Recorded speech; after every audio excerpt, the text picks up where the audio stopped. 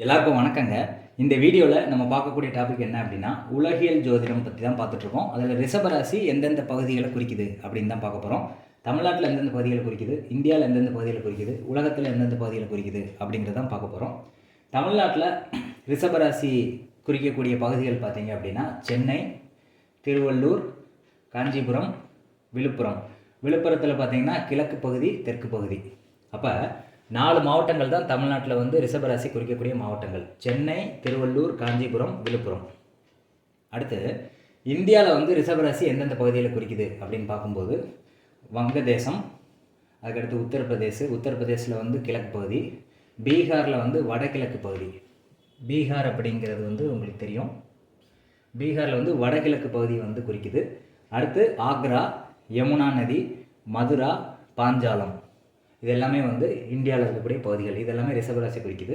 அடுத்து அயோத்தி, ஹஸ்தினாபுரம்னா டெல்லி பக்கத்தில் இருக்குது.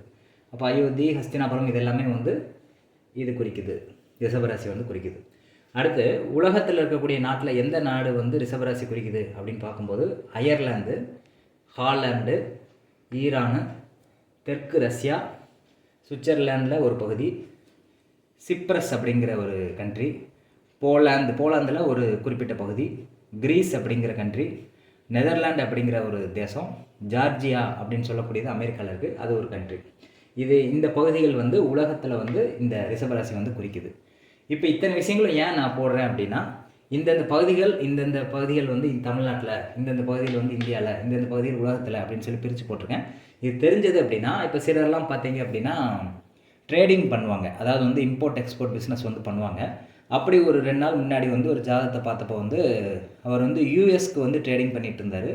அதே மாதிரி வந்து நடப்பு திசை வந்து ஒரு திசை நடந்துகிட்ருக்கு. அப்போ என்ன விஷயத்தில் வந்து ட்ரேடிங் பண்ணால் சக்ஸஸ் ஆகும், எந்த கண்ட்ரிக்கு வந்து இந்த மாதிரி ட்ரேடிங் பண்ணால், வணிகம் பண்ணால் வந்து சக்ஸஸ் ஆகும் ஏற்றுமதி இறக்குமதியில் அப்படின்னு பார்க்கும்போது, இந்த உலகியல் ஜோதிடம் தெரியல அப்படின்னா நீங்கள் எந்த கண்ட்ரிக்கு அவங்க ஏற்றுமதி பண்ணால் சக்ஸஸ் ஆகுங்கிறது நமக்கு தெரியாது. அதனால் வந்து கண்டிப்பாக வந்து எந்தெந்த கண்ட்ரிஸ் இருக்கக்கூடிய இடங்கள், எந்தெந்த ராசிகள் எந்தெந்த இடத்த குறிக்குதுன்னு தெரிஞ்சால் மட்டும்தான் இந்த கண்ட்ரியில் ஒரு குறிப்பிட்ட கண்ட்ரி, இப்போ மிதன ராசிங்கிறது அமெரிக்காவை குறிக்கிறது, அந்த கண்ட்ரியில் போய் நீங்கள் பண்ணுங்கள் அப்படின்னு சொல்லலாம். இப்போ ரிஷப ராசியில் பார்த்தீங்க அப்படின்னா ஹாலந்து, அயர்லாந்து, ஈரானில் வந்து நீங்கள் வணிகம் பண்ணிங்கன்னா சக்ஸஸ் ஆகும் அப்படின்னு சொல்லலாம். இது எப்படி சொல்லலாம் அப்படின்னா, ராகு அப்படிங்கிறது தான் வந்து ஒரு ட்ராவலிங் பிளானட். அதாவது இம்போர்ட் எக்ஸ்போர்ட்டுக்கு வந்து நீங்கள் பண்ணணும் அப்படின்னாலே ராகு கேது வந்து வலிமையாக இருக்கணும். அப்போ உங்களுக்கு ராகு திசையோ ராகு புத்தியோ நடக்கலாம், அல்லது ராகு இருக்கக்கூடிய நட்சத்திராதிபதி திசையோ புத்தியோ நடக்கலாம். இப்போ ராகு வந்து ஏதோ ஒரு சுக்கிரன் நட்சத்திரத்தில் இருக்குன்னா, சுக்கிரன் வந்து ஆடை ஆபரணத்துக்கு சொந்தக்காரன். அப்போ ஆடை சம்மந்தப்பட்ட எக்ஸ்போர்ட் நீங்கள் பண்ணுறீங்க அப்படின்னா, ராகு வந்து எந்த நட்சத்திரத்திற்கோ அதை பேஸ் பண்ணியும் நம்ம வந்து பண்ண முடியும். இப்போ சப்போஸ் வந்து ராகு வந்து சுக்கிரன் நட்சத்திரத்தில் இருக்குது, சுக்கிரன் வந்து ரிஷபராசியில் இருக்குதுன்னு வச்சுக்கோங்களேன். அப்போ அந்த ரிஷபராசியில் இருக்கக்கூடிய கண்ட்ரிஸ்க்கு வந்து நீங்கள் ஏற்றுமதி இறக்குமதி பண்ணலாம் அப்படிங்கிற மாதிரி நம்ம எடுத்துக்கலாம். அப்போ இந்த கண்ட்ரிஸ் தெரிஞ்சால் மட்டும்தான் அதை வந்து நம்ம சொல்ல முடியும். இப்போ வேற ஒரு கண்ட்ரிஸ்க்கு வந்து அவங்க அதே பொருளை ஏற்றுமதி இறக்குமதி பண்ணிங்கன்னா ஃபெயிலியர் ஆகும். அப்போ இந்த கண்ட்ரிஸ் பேர் தெரிஞ்சு எந்தெந்த கண்ட்ரிஸ் அதில் இருக்குதுன்னு தெரிஞ்சால் மட்டும்தான் இந்த கண்ட்ரிஸ்க்கு நீங்கள் பண்ணுங்கள் அப்படின்னு சொல்லி கைடன்ஸ் கொடுக்க முடியும் வரக்கூடிய கிளைண்ட்ஸுக்கு.